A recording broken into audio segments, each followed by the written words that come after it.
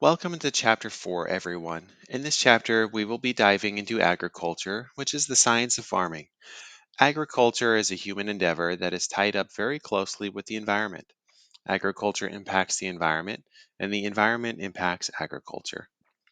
In this chapter, we will explain the modernization of agriculture and its consequences, define genetically modified organisms, or GMOs, and genetically engineered crops, or GEs, how they are created, and what progress, challenges, and consequences have risen from them. Recognize the relationship between exposure to persistent organic pollutants, or POPs, and human health.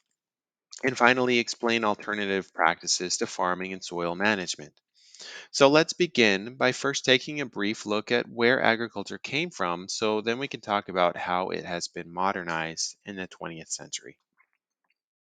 Agriculture is thought to have been developed by human civilization about 12,000 years ago and marked a transition from a more nomadic hunter gatherer lifestyle to a lifestyle where humans were able to establish a more stable food supply and establish permanent settlements, communities, towns, and cities. Interestingly, agriculture was developed in many separate parts of the world within the same period of a few thousand years, possibly due to favorable climate factors. And research on archaeological evidence from this time period indicates that it led to a fivefold increase in the human population that was able to be sustained. So the human population grew into its new limits. And it didn't just grow into these new limits, it pushed these limits. By the mid 1800s, the world population had pushed those limits so far that there were millions of people dying of famine across the globe every decade. This figure plots the number of millions of people dying of famine around the world by decade, which is listed on the horizontal axis. This seems to be getting worse, and the trajectory of where things were headed in the future was potentially catastrophic. Between 1930 and 1970, the world population had doubled from 2 billion to 4 billion in just 40 years' time, and it was on track to continue to grow exponentially. In a book entitled The Population Bomb, published in 1968 by Stanford professor Paul Ehrlich and Stanford senior researchers Anne Ehrlich, the text opened with, "The battle to feed all of humanity is over.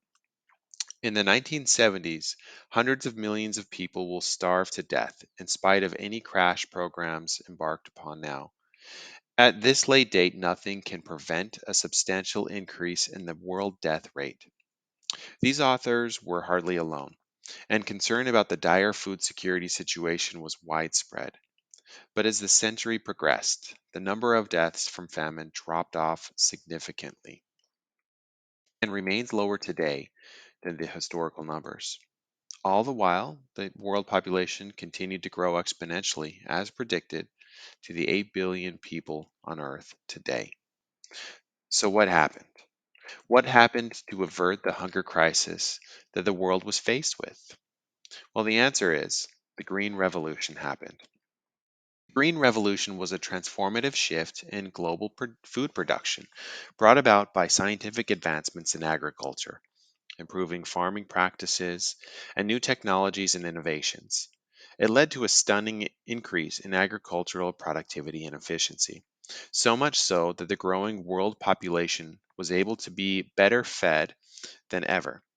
This picture you see illustrates the difference in productivity in plots of land before and after the Green Revolution. Pre Green Revolution in 1940, the amount of land required to produce 10 bushels of corn is represented on the far right. By 1980, 10 bushels of corn was the yield of the much smaller plot that you see on the left of it. Between 1950 and 1984, world grain production increased by 200%, thanks to a number of key innovations. One of these was the introduction of high yield crop varieties. Scientists selectively bred important crop plants for higher production levels, as well as other valuable traits like disease resistance and tolerance to environmental stress. Synthetic fertilizers were also introduced. Manufactured nitrate fertilizers came into popular use, as did fertilizers made from mined phosphate and sulfur. Given that these are often the limiting nutrients of the soil, crop yields increased significantly in response to these fertilizers as well. The Green Revolution also saw the introduction of pesticides, chemicals that kill organisms that threaten crop plants.